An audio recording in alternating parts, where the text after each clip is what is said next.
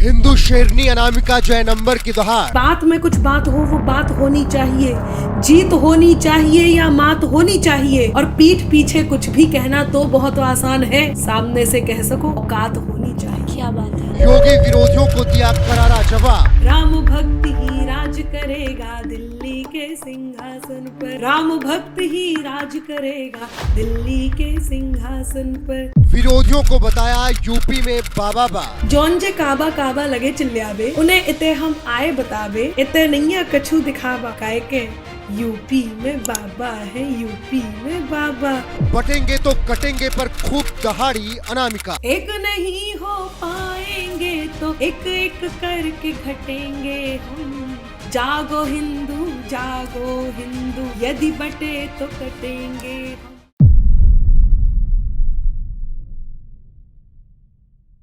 नमस्कार, NMF news देख रहे हैं आप और मैं हूं आपके साथ वागीशा पांडे। यूपी में काबा का जवाब देने वाली यूपी में बाबा हैं। बस इतना ही इंट्रोडक्शन काफी है, आप समझ ही गए होंगे हम किसकी बात कर रहे हैं। हमारे साथ स्टूडियो में इस वक्त मौजूद हैं जानी मानी कवियत्री अनामिका जय नंबर जी। बहुत बहुत स्वागत है मैम आपका। बहुत बहुत धन्यवाद। आज स्टूडियो में आई हैं और बहुत खुशी का मौका है कि आज हमारे चैनल के 2 करोड़ सब्सक्राइबर पूरे हो गए हैं। क्या बात है, बहुत बढ़िया। तो सबसे पहले तो मैं एनएमएफ को बहुत बहुत बधाइयाँ दूंगी। और ये एक बड़ी बात है, इतने सारे लोग आपसे जुड़ रहे हैं। तो कहते हैं कि जब आप एक अच्छे कार्य को करते हुए ऊपर की तरफ बढ़ते हैं तो बहुत सारे हाथ साथ आ जाते हैं। और अब आपके साथ तो करोड़ों हाथ आ गए हैं। 2 करोड़ सब्सक्राइबर्स के लिए मेरे तरफ से बहुत बहुत बहुत शुभकामनाएं, बहुत बधाइयाँ। और मैं सबसे अनुरोध करूँगी कि ऐसे चैनल से जुड़ते रहा कीजिए। यही कारण है कि मैं भी आज इन लोगों के साथ जुड़ी हुई हूँ और यहाँ पर उपस्थित हूँ। बहुत बहुत धन्यवाद आपका। कैसी हैं आप अनामिका जी? मैं बहुत अच्छी हूँ और आज आप लोगों के साथ जुड़ने के लिए यहाँ उपस्थित हूँ। तो जब आप मुझे सुनेंगे तो समझ ही जाएंगे कि अनामिका कैसी है। और वागीशा ने पूरी तैयारी कर रखी है ये बताने के लिए कि अनामिका कैसी है। बिल्कुल अनामिका जी, मैंने आपका एक गीत सुना था, राम भक्त ही राज करेंगे दिल्ली की सिंहासन पर। ये गाना बड़ा ही हिट हुआ था। क्या आप मानती हैं कि योगी आदित्यनाथ जी उपचुनाव हुए अभी रिजल्ट में, उनको इतनी सफलता मिली है, वो इतने कामयाब हुए हैं कि वो दिल्ली की सिंहासन पर बैठेंगे? देखिए, मैंने कहा है कि राम भक्त ही राज करेगा दिल्ली के सिंहासन पर। राष्ट्र भक्त ही राज करेगा दिल्ली के सिंहासन पर।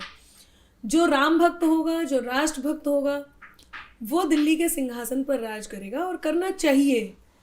अब मैंने ये जो कहा है उसका सीधा सा अर्थ यही है कि जनता उन्हें ही स्वीकार करती है जो भगवान श्री राम के हैं, जो रामकृष्ण की धरती इस भारत को मानते हैं, जो राष्ट्र हित में लगे हुए हैं, जो जनता हित में लगे हुए हैं, जो राष्ट्र भक्त हैं।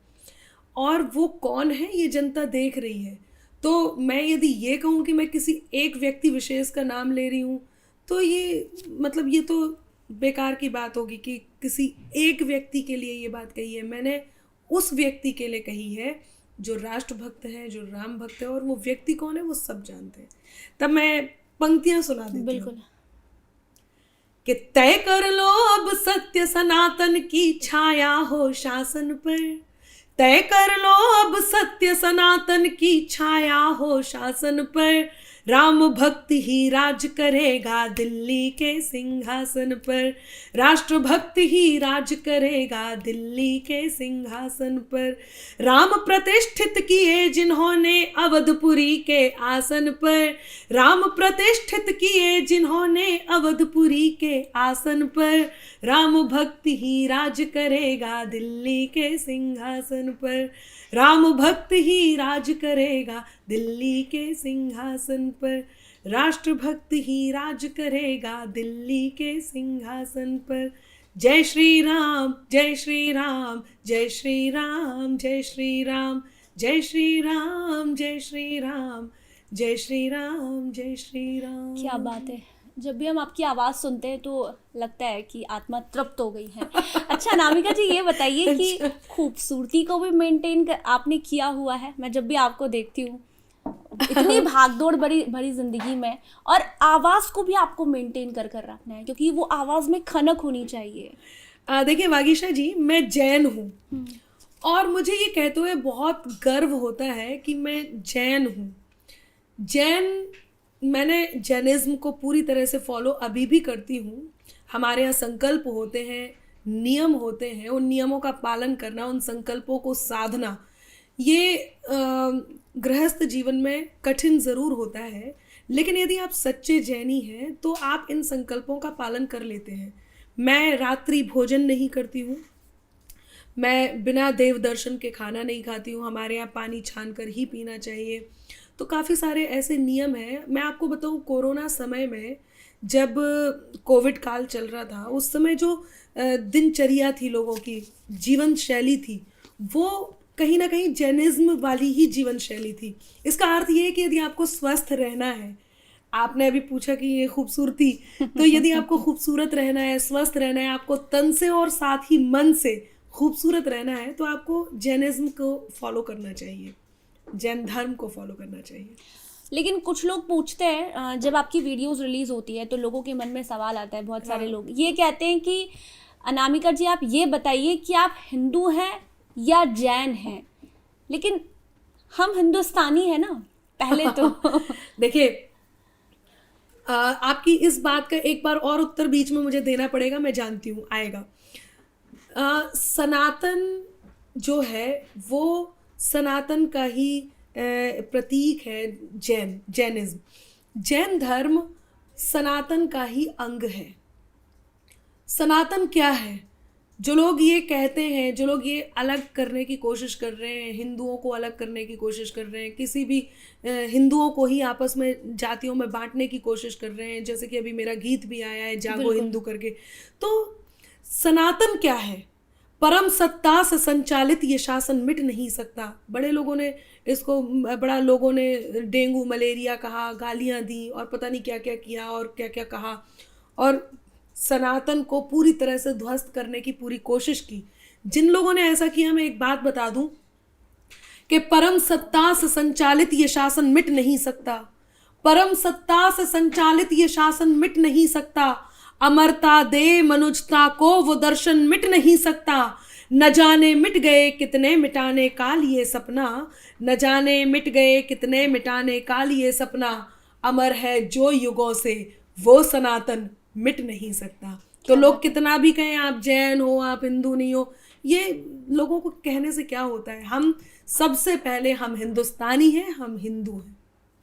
बटेंगे तो कटेंगे, ये नारा अभी बहुत ट्रेंड हुआ। बिल्कुल। कुछ लोगों ने कहा कि बांटा तो पहले ही गया है, पहले ही बांटने वाली चीज तो पहले ही हो चुकी है, पहले ही हिंदुओं को बांट दिया है। आपने जब अपना गाना रिलीज किया तो बटेंगे तो कटेंगे, इस पूरे गाने को आपने जस्टिफाई किया है अपने शब्दों से, और मैं चाहती हूँ कि उन्हीं लोगों को आप जवाब दीजिए जो लोग ये कह रहे हैं कि बट तो हम पहले ही चुके हैं, बांटा तो हमें पहले ही गया है। वागीशा जी, आपने यदि मेरे गीत की बात कही ही है तो मैं ये गीत भी सुनाना चाहूँगी, और इस गीत के माध्यम से लोगों के अंदर, जो लोगों को कुछ गलतफहमी हुई है बटेंगे तो कटेंगे को लेकर के, वो गलतफहमी भी मैं दूर करना चाहूँगी। ये तो तय है, चाहे आप परिवार देख लीजिए, चाहे आप रिश्ते देख लीजिए, चाहे आप एक टीम वर्क है, कहीं किसी कार्य क्षेत्र में उपस्थित लोगों का एक ग्रुप है, वो देख लीजिए। कहने का अर्थ ये है कि जब हमारा हाथ, जब मुट्ठी होती है तो इसकी ताकत अलग होती है, और जब ये मुट्ठी खुल जाती है तो इसकी ताकत अलग होती है। यदि हम एक हैं तो फिर हमें कोई काट नहीं सकता, हमारे ऊपर घात नहीं किया जा सकता। लेकिन यदि हम आपस में ही बट गए तो इसका अर्थ ये है कि हमें फिर कोई भी कमज़ोर समझ करके नुकसान पहुंचा सकता है। और ये नीति कब से चली आ रही है, आप ये देखिए, हिंदुस्तान को जब बांटा गया, जब आपसी फूट डाली गई, तभी बाहर के लोग आकर के हिंदुस्तान पर राज्य कर सके, जब उन्होंने हिंदुस्तानियों को आपस में उनपे फूट डाल करके उन्हें बांटा। मेरे गीत में यही है, आप एक रहिए। और रही बात हिंदू की, तो भाई जो हिंदुस्तान में वो तो हिंदू है ही, तो मेरे लिए जो हिंदू शब्द है वो है जो हिंदुस्तानी है, जो इस भारत का है, जिसके दिल में भारत रहता है, भारत के दिल में जो रहता है, उस हिंदू से ये कहना है कि आपस में जातियों में मत बटिए, एक होकर के रहिए। सबसे पहले हम हिंदू हैं, उसके बाद हम कुछ हैं। तो मैंने कहा है कि एक नहीं हो पाएंगे तो एक एक करके घटेंगे हम। एक नहीं हो पाएंगे तो एक एक करके घटेंगे हम। जागो हिंदू, जागो हिंदू, जागो हिंदू, जागो हिंदू, यदि बटे तो कटेंगे हम। जागो हिंदू, जागो हिंदू, यदि बटे तो कटेंगे हम। अब सुनिएगा कि इतिहासों में हमने पढ़ा है, गाथाओं से जाना है, सत्य सनातन पावन दर्शन सबका एक ठिकाना है। अलग जातियां अलग प्रांत हैं, अलग आमना अलग विधान, अलग नीति है अलग रीति है, एक मगर है हिंदुस्तान, एक मगर है हिंदुस्तान। तो ओम से हो आरंभ युद्ध, अब पीछे नहीं हटेंगे हम। जागो हिंदू, जागो हिंदू, जागो हिंदू, जागो हिंदू, यदि बटे तो कटेंगे हम। आपके हर गाने को अगर देखें, हम हर गीत को आपको देखें तो ये भाव कहाँ से आते हैं? मैंने देखा स्क्रिप्ट भी आप खुद ही लिखती हैं धीरे धीरे। इतने आपकी कविताएं हैं, आपके इतने गीत हैं, भजन हैं आपके। हर एक फेस्टिवल पर, जब फेस्टिवल होता है तो आपका एक गाना रिलीज होता है या फिर कोई नारा आता है राजनीति में, तो उसको भी आप गढ़ देती हैं अपने शब्दों से। वो कैसे आता है भाव? देखिए, मैं इस बात से बहुत खुश हूँ कि मेरे शब्दों को कहीं ना कहीं नारा लोगों ने बनाया है। चाहे वो सत्य सनातन की बात करने वाली बात हो, चाहे भगवान श्री राम के निर्माणोत्सव के समय की बात हो, चाहे यूपी में बाबा एक जो मेरा स्लोगन आया था वो हो। तो ये तो खैर ईश्वर की कृपा है, ईश्वर की देन है, ये वरदान है कि मेरी लेखनी चलती है। और एक बात ज़रूर मेरी लेखनी में है कि बात में कुछ बात हो, वो बात होनी चाहिए, जीत होनी चाहिए या मात होनी चाहिए, क्योंकि लिखते सब हैं। ऐसा नहीं है, हर व्यक्ति को अपनी अभिव्यक्ति की आज़ादी का ज्ञान होता है, उसे पता है कि अभिव्यक्ति की आज़ादी का अर्थ क्या है और उसे अपनी अभिव्यक्ति लोगों के सामने किस प्रकार से प्रदर्शित करनी है। सब जानते हैं, सबको पता है कि क्या कहना है, सबको पता है कि वो किस बात से परेशान है और कौन सी बात है जो लोगों तक पहुंचानी है। लेकिन करता कौन है? मेन बात ये है कि कर कौन पाता है। अपने मन की बात सबके सामने कहने की ये जो हिम्मत होती है ना, वो सबसे बड़ी हिम्मत होती है। आप चाहते सब कुछ है करना, लेकिन कर पा रहे हैं क्या?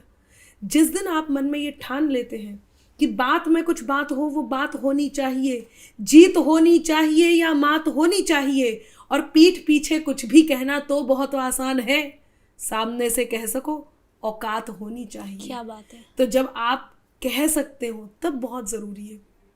क्या है कविता? अभी आपने पूछा कि आप लिख लेते हैं, हर फेस्टिवल पे है, हर बात पे है। घटना बाद में घटती है अनामिका की कविता पहले आ जाती है। तो क्या है? मन सरिता पर चलने वाली नाव को कविता कहते हैं। मन सरिता पर चलने वाली नाव को कविता कहते हैं। मरहम का मोहताज न जो, उस भाव को कविता कहते हैं। और अंतर मन के मौन में गुंजित मीठे रस की धारा के, अंतर मन के मौन में गुंजित मीठे रस की धारा के, शब्दों में घुल जाने वाले, शब्दों में ढल जाने वाले भाव को कविता कहते हैं। तो वो भाव जो आप शब्दों में ढाल देते हैं, प्रेम, उस भाव को कविता कहते हैं। जी। जब आप कविता लिखती है तो हम जब कुछ लिखते हैं तो उसमें भाव भी आना चाहिए, प्रेम भी आना चाहिए, उसको कनेक्टिंग, लोगों से कनेक्ट। तो वो कैसे आता है? उस विषय के प्रति प्रेम और उस विषय को लोगों से कनेक्ट कैसे करना है, वो आना बहुत ज़रूरी है। तो मैंने बताया ना, ये एक हिम्मत होती है। आपने एक बार कुछ ऐसा कर लिया जो सिद्ध हो गया, आपने कोई काम किया, आप पहले तो उस काम को करने से पहले 10 बार सोचते हैं, लेकिन यदि उस काम को आपने कर लिया और आपके अपने साथ दे रहे हैं और उन अपनों के साथ आपने वो काम भी किया और उस काम में सफलता भी मिल गई, तो फिर आपका मन करता है अब इस दिशा में आगे बढ़ना चाहिए। तो अर्थ ये है कि जब आप सबसे पहले आप एक संकल्प लेते हैं अच्छा काम करने का, फिर उस अच्छे काम को करने में आप लग जाते हैं। फिर कुछ लोग होते हैं जो बहुत सारे विरोध भी करते हैं, कुछ होते हैं जो साथ भी देते हैं। उन साथ को साथ लेकर के, साथ अगर हो अपने तो ताईद बड़ी हो जाती है, मन को आंखें मिल जाएं तो दीद बड़ी हो जाती है। क्या बात है। और एक हार से मन का तारा अंबर बुझने लगता है, एक जीत से दिल की हर उम्मीद बड़ी हो जाती है। तो मैंने एक कदम रखा, उस कदम में सबने वाह वाह किया, मुझे हाथों पे रखा, मुझे जीत जैसा महसूस हुआ, मुझे लगा और करना चाहिए, मैंने किया और वही मैं कर रही हूँ। आपके वीडियोस मैंने देखे तो मैं नीचे कमेंट पढ़ रही थी, तो मैंने सोचा कि इतने कमेंट सिर्फ यही हैं कि आपने जो गाया वो बहुत अच्छा गाया, अलग अलग लोगों ने तारीफ़ की, पॉजिटिव पॉजिटिव पॉजिटिव। मैंने कहा एक तो मुझे नेगेटिव मिल जाए कि मैं कुछ अनामिका जी से सवाल कर लूँ। उसमें एक दिखा मेरे को जो लोग उन लोगों को सुनते हैं, हाँ, वो कह रहे थे कि योगी जी की आप इतनी बड़ी भक्त क्यों हैं? क्यों नहीं होना चाहिए? मैं तो हो सकती हूँ। ये बहुत साधारण बात है कि योगी जी की प्रशंसक हो सकती हूँ, और वो क्योंकि यदि वो साधु हैं, यदि क्या कंफर्म है वो साधु हैं तो उनकी भक्त हो सकती हूँ, भाई वो गुरु हैं तो उनकी शिष्य हो सकती हूँ। मैं तो साधारण हूँ। जो लोग विपक्ष में हैं, जो लोग उनकी विचारधारा से या इस पार्टी विशेष की विचारधारा से सहमत नहीं है, वो तक उनके प्रशंसक हैं। योगी जी के प्रशंसक बहुत सारे लोग हैं, और ख़ास बात यह है कि विरोधी उनके प्रशंसक हैं, और उसका कारण भी है कि नीति नियम और नैतिकता का मर्म सियासत में होता, नीति नियम और नैतिकता का मर्म सियासत में होता, राम सरीखा राजा हो तो धर्म सियासत में होता, कि राम सरीखा राजा हो तो धर्म सियासत में होता। मैं तो इस बात को स्वीकारती हूँ। मैं उनकी जीवन शैली से, उनकी बहुत सारी ऐसी बातें हैं। सबसे पहले तो उनका सम्मान और उनके लिए एक पावन भाव इसलिए है क्योंकि वो संत हैं, योगी जी संत हैं। तो इसलिए हम सबको इस बात के लिए कृतज्ञ होना चाहिए, इस बात के लिए सम्मान से भर जाना चाहिए कि एक व्यक्ति विशेष जिनका नाम योगी आदित्यनाथ है और वो संत हैं, तो हम उनके भक्त ही होंगे, प्रशंसक ही। लेकिन वो लोग आगे ये लिखते हैं कि अखिलेश यादव की क्यों भक्त नहीं, वो भी तो अपने आप को श्री कृष्ण भक्त कहते हैं, सनातनी कहते हैं, अखिलेश यादव भी। देखिए उनसे क्या दिक्कत है? देखिए मैं एक बात बोलूं, सार्वजनिक रूप से तो देखिए नहीं भी कह सकते हो, लेकिन मेरा मानना ये है कि अंदर खाने सभी उनके प्रशंसक होंगे, क्योंकि वो व्यक्ति बहुत सच्चे व्यक्तित्व हैं और ज़रूर होंगे। और मैं एक कलाकार होने के नाते वो व्यक्ति जिन्होंने कला का सम्मान किया है, वो व्यक्ति जो कलाकारों का सम्मान करते हैं, वो व्यक्ति जिन्होंने, अब आप ये देखिए नोएडा में फिल्म सिटी जिन्होंने बनवाने के लिए जिन्होंने अपने कदम बढ़ाए हों, इसका अर्थ क्या है? इसका अर्थ यही है कि उत्तर प्रदेश के लोगों को अपने भाग्य को आजमाने के लिए, अपने टैलेंट को आजमाने के लिए, अपनी सृजनशीलता को आजमाने के लिए, जिस बात में वो निपुण हैं, जो उनकी कुशलता है, उस कौशल को आजमाने के लिए, उस कौशल को मौका देने के लिए इतनी दूर यदि वो नहीं जा पा रहे हैं, किसी कारण से संसाधन नहीं जुट पा रहे हैं, तो वो यहीं पे अपने कौशल को मौका दें। बिल्कुल ठीक है। तो इसके लिए उन्होंने प्रयास किया है योगी जी ने। तो कलाकारों को तो वैसे ही कलाकार तो वैसे ही उनके बहुत बड़े प्रशंसक इस बात के लिए भी हैं कि वो एक कलाकार के लिए सबसे बड़ी बात क्या होती है? उसकी कला को सम्मान मिलना, उसकी कला को यथा उचित सम्मान मिलना। बिल्कुल। और योगी जी ने हम सब की कला को यथा उचित सम्मान दिया है। हमें कुछ भी इस प्रकार का लालच नहीं है कि कोई लालच के कारण हम ये सब कर रहे हैं। लोग सत्ता में आना चाहती है, टिकट चाहिए अनामिका जी को, विधायक बनना, सांसद बनना है। ये सब बातें हैं। हम कलाकार हैं, हम राष्ट्र हित में कविताएं करते हैं, और हमारे इस कला को पूरी तरह से सम्मानित किया जाता है, और इसी सम्मान के कारण हम बहुत कृतज्ञ हैं। हम इस बात के लिए धन्यवाद भी ज्ञापित करते हैं कि जो और लोग नहीं कर रहे वो आपने किया है। तो हम ये कह सकते हैं कि हम देश के लिए, राष्ट्र के लिए शब्दों से जवाब देते हैं। बिल्कुल मैं बिल्कुल यही करती हूँ। बल्कि मैं तो एक बात और कहती हूँ, यदि सामने वाला शब्दों के खंजर, कटारी, तलवार लेकर के आ रहा है तो मेरे पास भी तैयार रहता है। और मैं अक्सर कहती हूँ कि अना दाव पर है दोनों की, शय को मात चलो कर लें। अना दाव पर है दोनों की, शय को मात चलो कर लें। जिसमें एक बराबर हो हम, वो हालात चलो कर लें। और तुम शब्दों के खंजर लेकर अगर वार पर उतरे हो, तुम शब्दों के खंजर लेकर अगर वार पर उतरे हो, तो आज तुम्हारी भाषा में ही खुलकर बात चलो कर ले। क्या बात है, शब्दों से आप ऐसा तीर छोड़ती है ना कि अच्छे अच्छे आ ही जाते हैं कि अब क्या करें। अच्छा अनामिका जी, उत्तर प्रदेश का जब चुनाव हुआ तो उस चुनाव में योगी आदित्यनाथ की बात यदि किसी की चर्चा हुई है, मुझे लगता है क्योंकि मैं मध्य प्रदेश थी उस समय में, और मध्य प्रदेश में भी मैंने जब ये गाना सुना तो मतलब मैंने उस गाने को रिपीट कर करके सुना कि जब किसी ने पूछा कि यूपी में काबा, तो आपने बड़े ही तीखे अंदाज से जवाब दिया।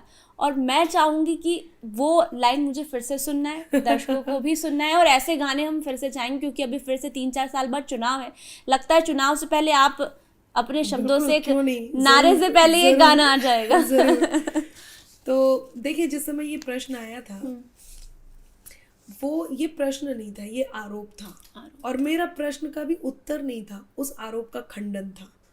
तो 2022 के चुनाव थे, दूसरी बार सरकार बननी थी योगी जी की। मैं जिस हिस्से से हूँ, पिछड़े हिस्से से, वो जो हमारा था, अब तो खैर वो काफ़ी मतलब उसकी रंगत वापस आ गई है, अब समृद्ध है हमारा बुंदेलखंड। तो उस समय प्रश्न आया था, मैंने तो हालांकि ये भी कहा है कि कई विवादों में घिरकर भी पुनः समर्थन पा गए, कई विवादों में घिरकर भी पुनः समर्थन पा गए, सब काबा काबा करते रह गए, बाबा फिर से आ गए। क्या बात है।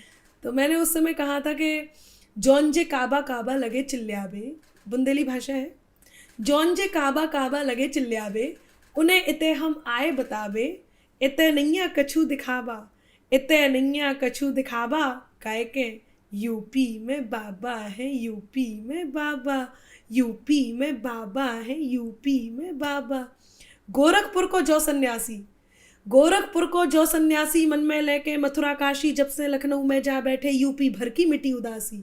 और राजमहल को मंदिर कर दो, राजमहल को मंदिर कर दो, जब जनता को मिलो बुलावा, कहे के यूपी में बाबा है, यूपी में बाबा, यूपी में बाबा है, यूपी में बाबा। तुष्टिकरण को नाव मिटा दो, तुष्टिकरण को नाव मिटा दो, अपराधन को गांव बिठा दो, फैजाबाद अयोध्या कर दई, रामलला को धाम बना दो।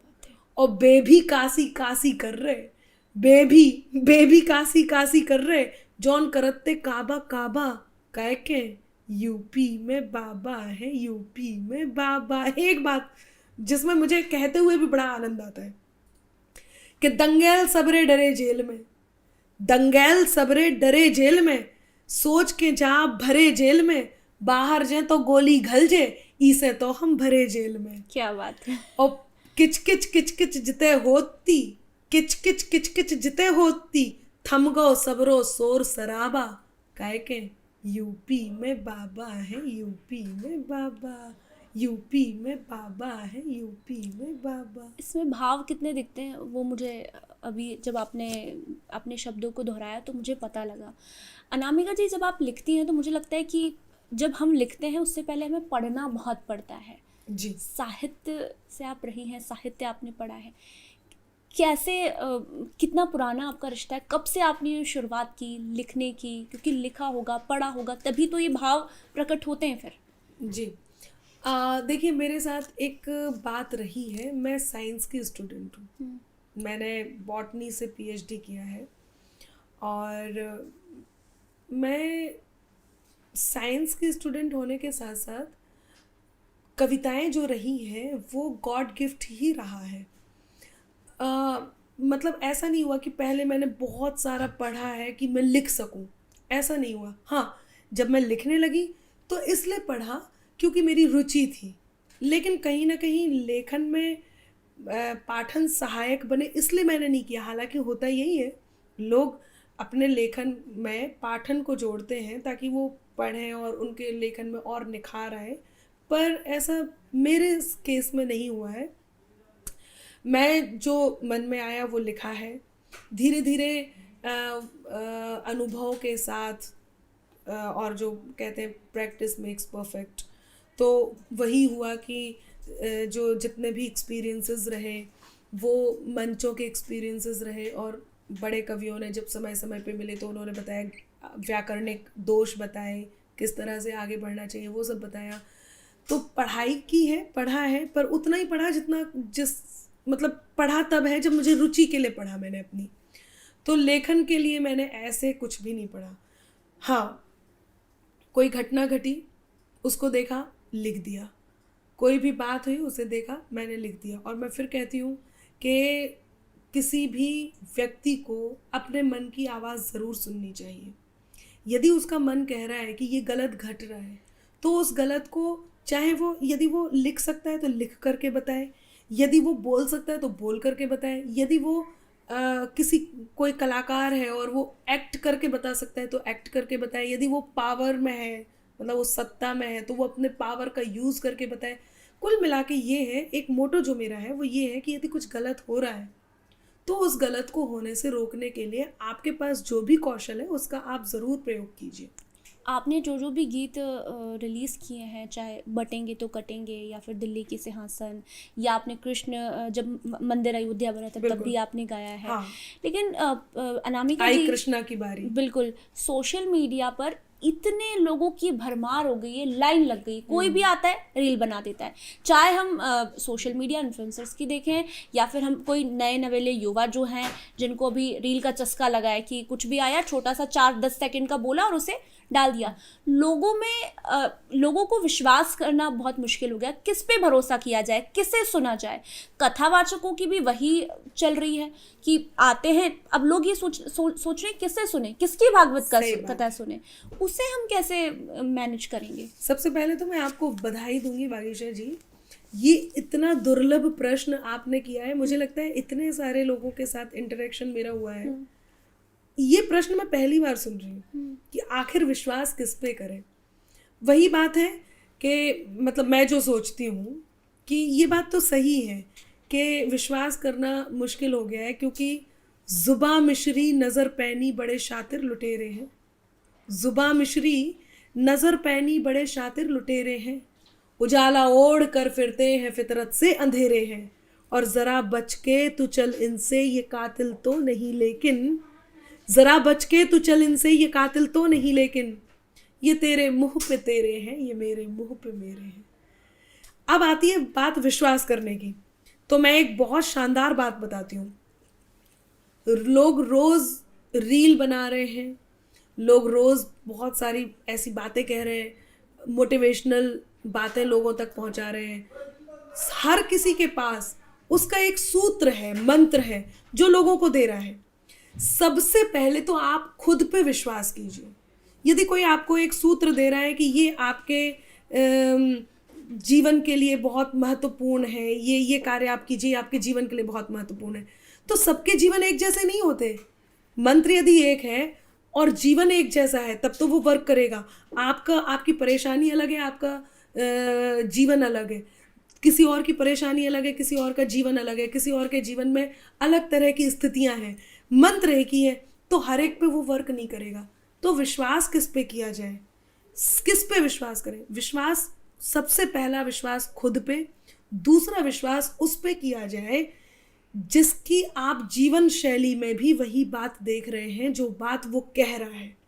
आप समझिएगा, यदि मैं आपसे कहूँ कि आप ये चाय मत पीजिए, चाय नहीं पीनी चाहिए, यदि या मैं कुछ भी कहूँ, मैं आपसे कह रही हूँ कि आपको ये कार्य नहीं करना है वागीशा जी, और आप देख रही हैं कि अनामिका वो कार्य कर रही है, तो बिल्कुल विश्वास मत कीजिए। तो विश्वास बनता भी उन्हीं लोगों पे है जो लोग उस शैली को जी रहे हैं। मैं किसी पर्टिकुलर व्यक्ति विशेष की बात नहीं करूँगी। अभी आपने कहा इतने सारे लोग आपके पास आते हैं, इतने सारे, चाहे मोटिवेशनल स्पीकर हों, चाहे कोई भी हो, कथावाचक हो, कवि हो, कोई भी हो। मेरा कहना ये है कि जो लोग कुछ भी कह के जा रहे हैं उनकी उस बात पे विश्वास कीजिए जो कह रहे हैं वो यदि वो करते भी हैं तो ये देख लीजिए, कोई कंपनी अपना एडवर्टाइजमेंट कर रही है किसी प्रोडक्ट को लेकर के। अब आपको प्रोडक्ट के बारे में सुनकर ही विश्वास करना है या नहीं करना है ये तय नहीं करना है, आप उसे एक बार देखिए, उपयोग कीजिए, उपयोग करके देखिए, आपको पता चल जाएगा आपको इस पर विश्वास नहीं करना है। और हाँ, एक जिम्मेदारी का काम भी ज़रूर कीजिए, आप हाथ के हाथ रिव्यू ज़रूर दीजिए ताकि और लोग बच जाएं। सही बात है ना, वो ज़रूरी है, बहुत ज़रूरी है। अब आपने जैसे आपके यहाँ कोई आया, आपने उसको सुना, आप बहुत प्रभावित हुए, आपने उससे सुना, उससे प्रभावित होकर के उसकी हर बात को मानना शुरू कर दिया।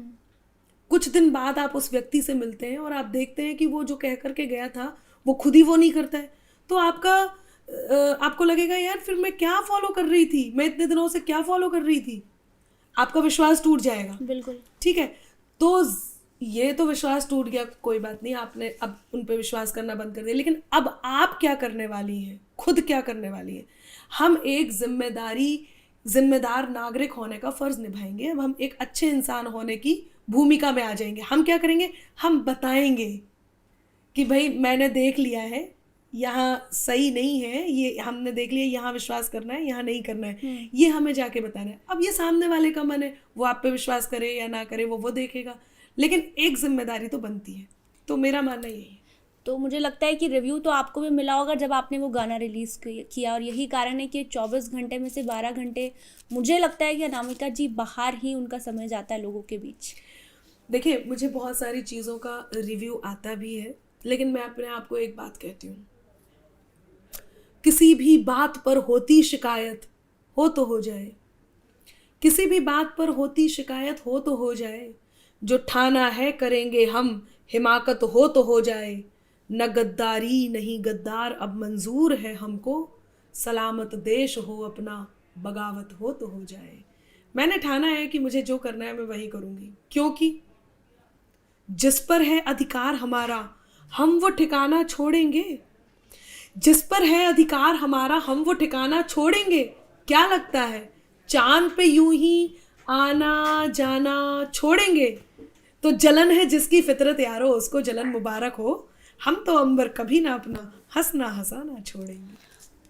कैसे मैनेज करती, क्योंकि मुझे लगता है 100 लोगों में से आपको 100 ही लोग प्यार करे, बिल्कुल भी हो ही नहीं सकता। 60 लोग करेंगे, 40 लोग आपका विरोध करेंगे, जो कि आपको अपनी पर्सनल लाइफ भी जैसी मैं हूँ उसमें तो 60 विरोध करते, 40 प्यार करते। तो मुझे लगता है कि जहाँ विरोध होता है वहीं कुछ बात होती है। बिल्कुल, मुझे कुंवर बेचैन जी की पंक्तियां याद आती हैं, और बड़ी प्यारी पंक्तियां, मैं उन्हें कोट करती हूँ। जो लोग परेशान है, जो इस बात से बहुत परेशान हो जाते हैं कि इनका विरोध कितना होता है, मैं कहती हूँ ये उनके लिए स्वर्णिम अवसर है।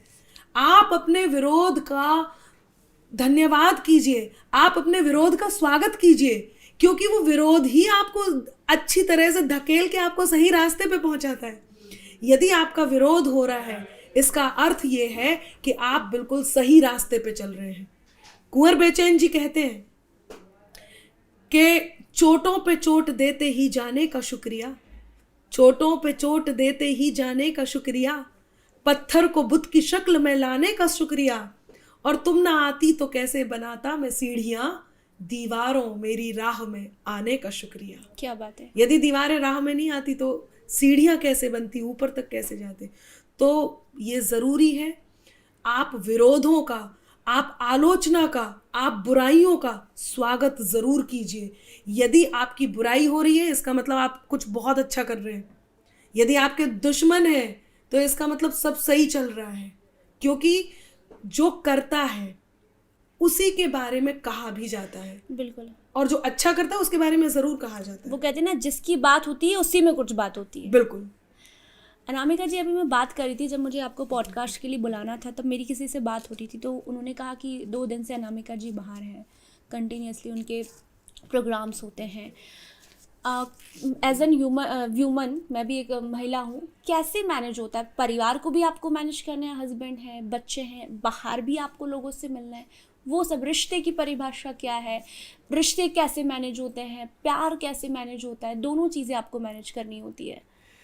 हाँ, ये प्रश्न बहुत अच्छा भी है और अनोखा भी है। हालांकि मेरे लिए सभी जितनी भी वर्किंग महिलाएं हैं उनके लिए ये बहुत कॉमन है। सबसे पहले तो ये मुझे ऐसे लगता है कि ये पूछा ही नहीं जाना चाहिए कि आप कैसे मैनेज करते हैं। हम भी इंसान हैं। घर और बाहर दोनों को मैनेज करना, मैं इन पंक्तियों को कोट करना चाहूंगी कि सृष्टि के निर्माण में जो साझेदारी कर सकती है, सृष्टि के निर्माण में जो साझेदारी कर सकती है, शिव शक्ति को, शक्ति शिव को शिवकारी कर सकती है, कि शिव शक्ति को, शक्ति शिव को शिवकारी कर सकती है, तो पुरुषों जैसा बनने में यूं निज मौलिकता क्यों खोना। कोई नहीं कर सकता है जो वो नारी कर सकती है, कोई नहीं कर सकता है जो वो नारी कर सकती है।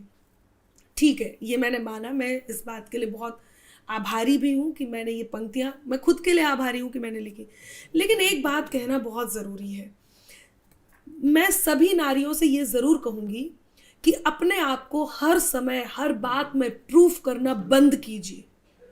आप अपने आप का ध्यान रखिए, अपने स्वाभिमान का ध्यान रखिए, आप खुद के सम्मान के लिए आप अपनी खुद की इज्जत कीजिए, अपने खुद के सम्मान का ध्यान रखिए।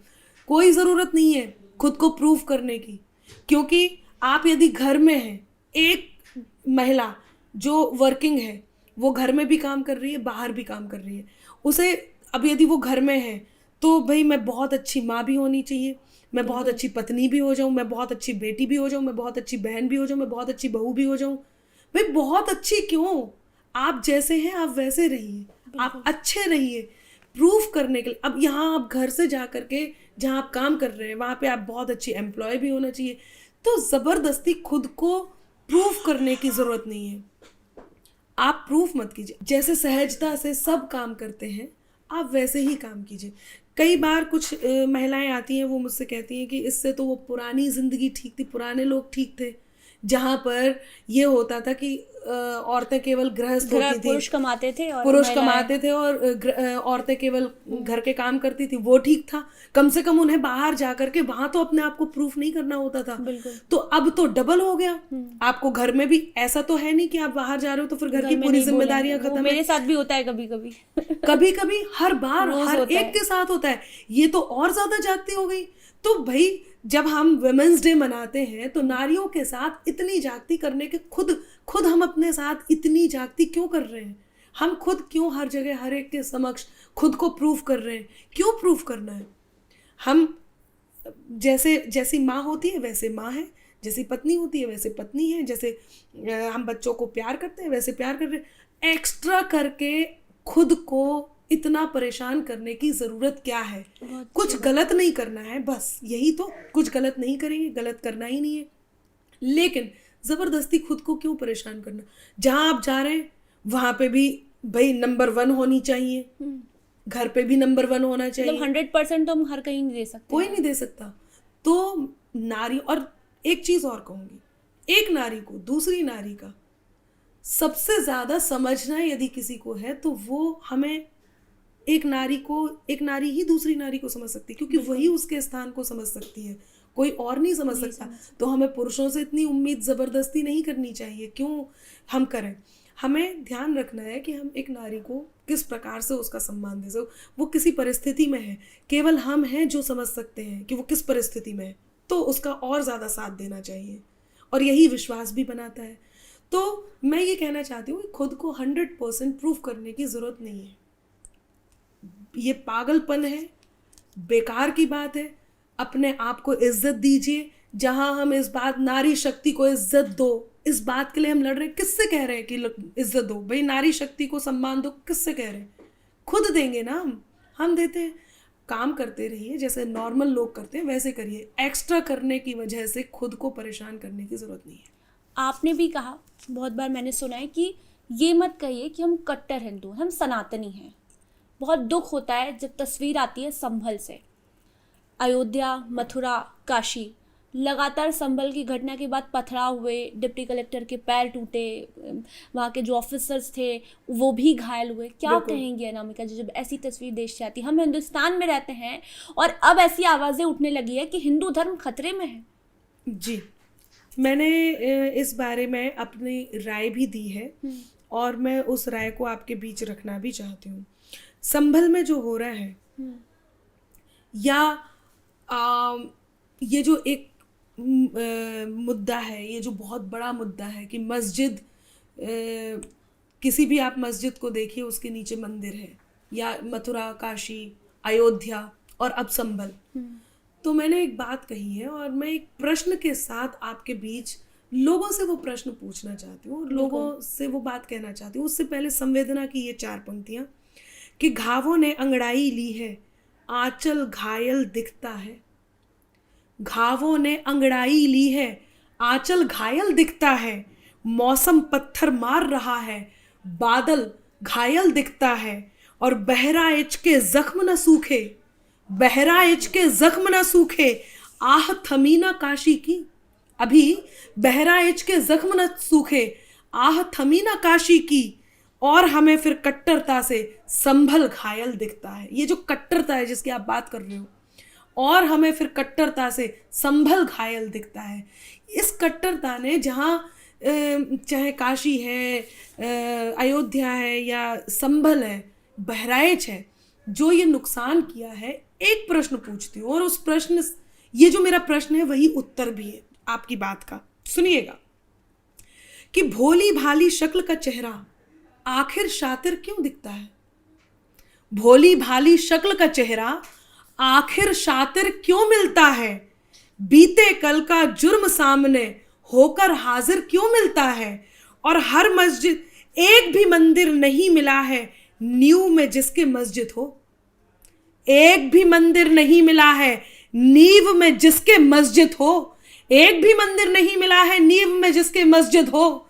हर मस्जिद के नीचे हमको मंदिर आखिर क्यों मिलता है। हर मस्जिद के नीचे हमको मंदिर आखिर क्यों मिलता है। ये बात समझने वाली है, कट्टरता से काम नहीं चलेगा। और यदि फिर वही बात है कि अनादाव पर है दोनों की शय को मात, चलो कर ले, जिसमें एक बराबर हो हम वो हालात, चलो कर ले। तुम शब्दों के खंजर लेकर अगर वार पर उतरे हो, आज तुम्हारी भाषा में ही खुलकर बात, चलो कर ले।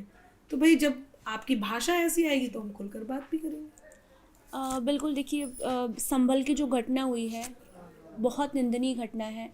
पथराव हुए वहाँ पर, मुंह छुपा छुपा कर लोगों ने पत्थर फेंके हैं।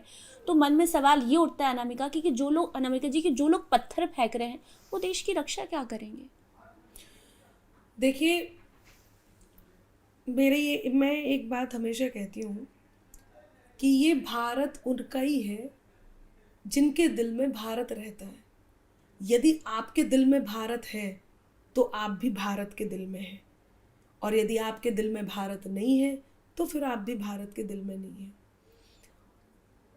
यदि आप ये सोच रहे हैं कि आप कट्टरता दिखाएंगे, चाहे बांग्लादेश की एक घटना जो अभी घटी है, इस्कॉन को गिरफ्तार कर लिया गया है, हिंदुओं पर अत्याचार किया जा रहा है।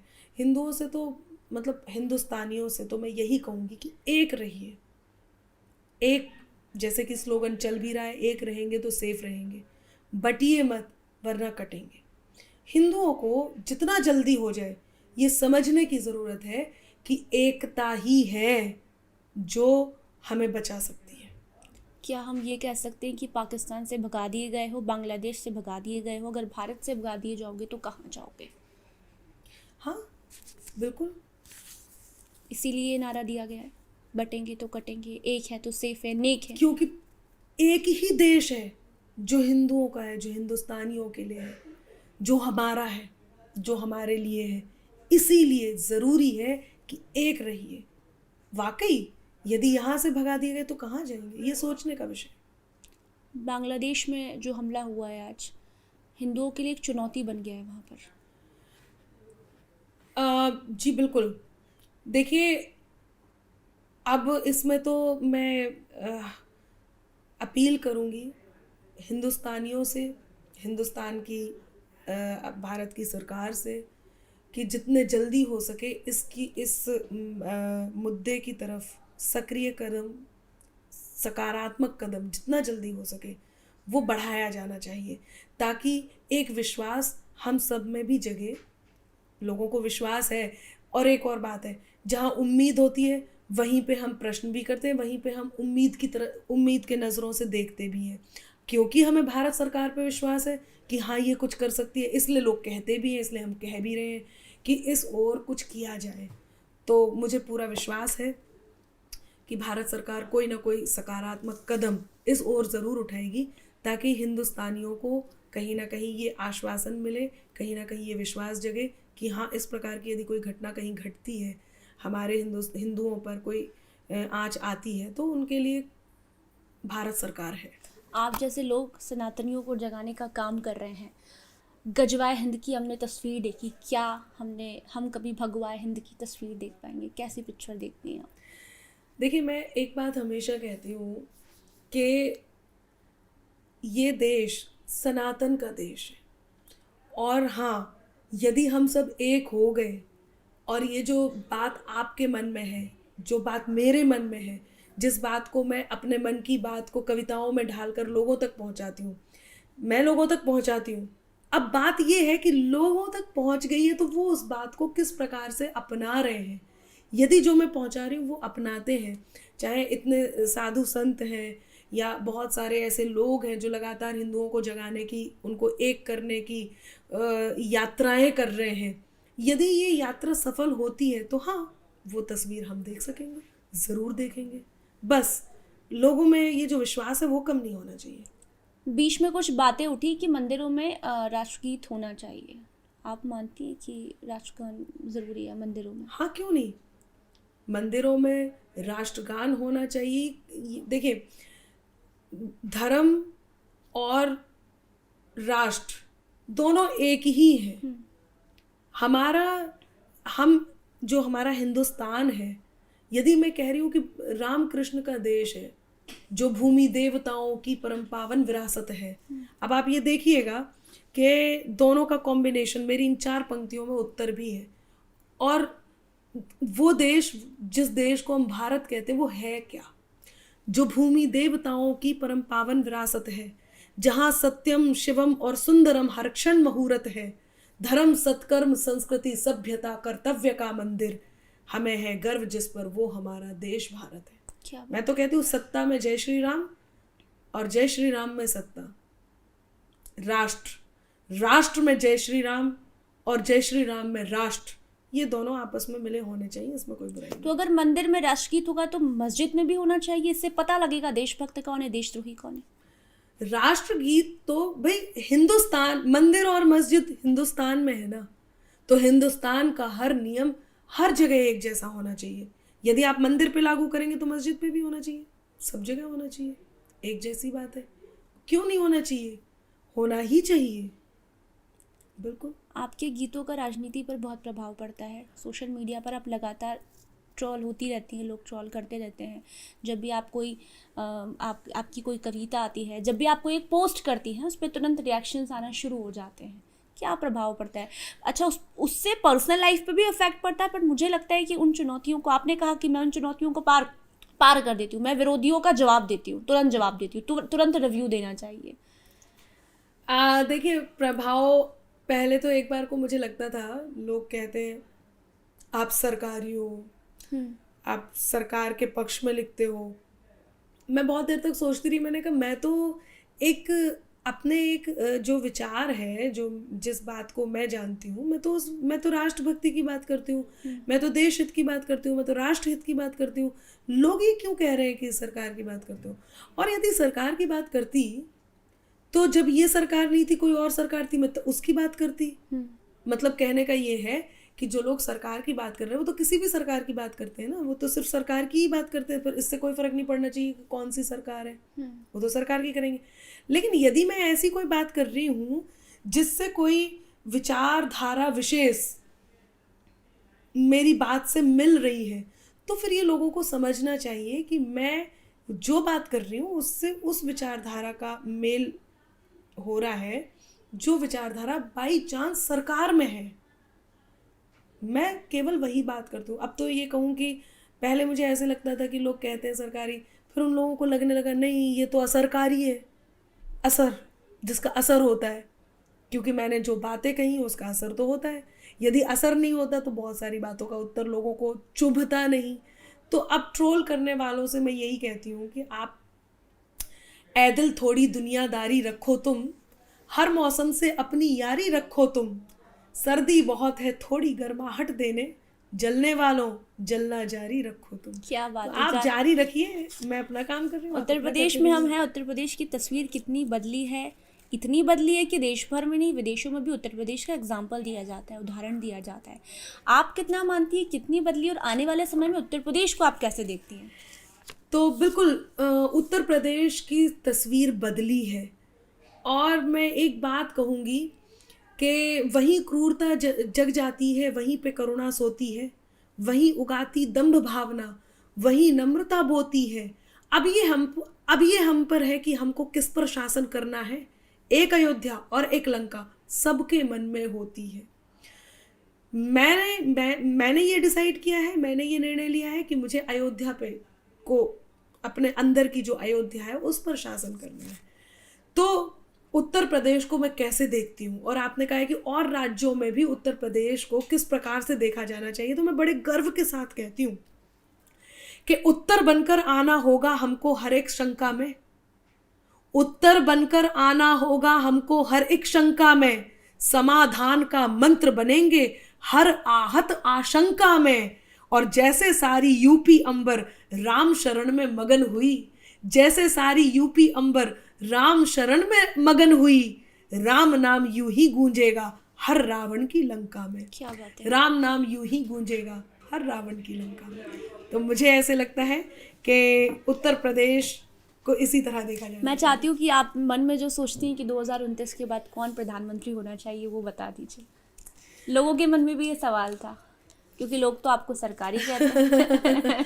लोग तो देखिए, मेरे से ये प्रश्न पूछा भी जाता है, तो चाहती तो मैं यही हूँ कि वो जो जनता के हित में काम करे वो होना चाहिए।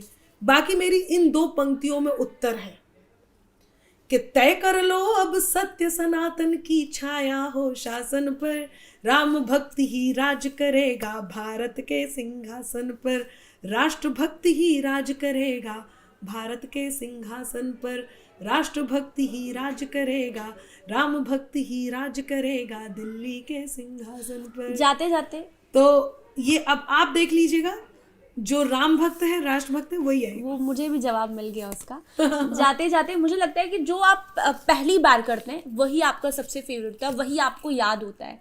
तो मैं डिमांड नहीं रखूँगी, लेकिन जो आपने सबसे पहले गीत लिखा था वो आप जाते जाते एक बार दर्शकों को, सनातनियों को सुना दीजिए। यदि आप ये कहें कि सबसे पहले की जगह यदि ये कहें कि शुरुआती दौर का, शुरुआती दौर, हाँ, वो मैं सुनाती हूँ।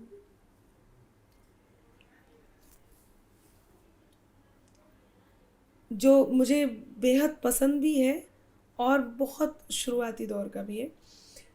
जहाँ पर सच, दया, सम्मान और ईमान रहता है, वहीं जाकर वो अल्लाह और वो भगवान रहता है। अगर तूने निकाला है किसी के पाँव का कांटा, अगर तूने निकाला है किसी के पाँव का कांटा, तो ये तय है तेरे दिल में कोई इंसान रहता है, तो ये तय है तेरे दिल में कोई इंसान रहता है। बहुत क्या बात है नमिता जी, बहुत बहुत धन्यवाद आपका एनिमस न्यूज़ के स्टूडियो में आने के लिए। आपने अपना समय निकाला, क्योंकि आप आ रही हैं, ट्रैवल कर रही है, कल आपको फिर ट्रैवल करना है। बहुत बहुत धन्यवाद। लेकिन बार बार मन कर रहा था कि आपको सुनती रहूं, सुनती रहूं, सुनती रहूं। मैं तो कहूँगी आप बहुत अच्छी मोटिवेशनल स्पीकर हैं, क्योंकि सनातन प्रेमियों के लिए, मैं भी बहुत बड़ी सनातन प्रेमी हूँ, तो जब आप अपने भाव रखती हैं तो कहीं ना कहीं एक मोटिवेशन मिलता है हमारे धर्म के प्रति। Thank you so much Anamika ji. बहुत आभार।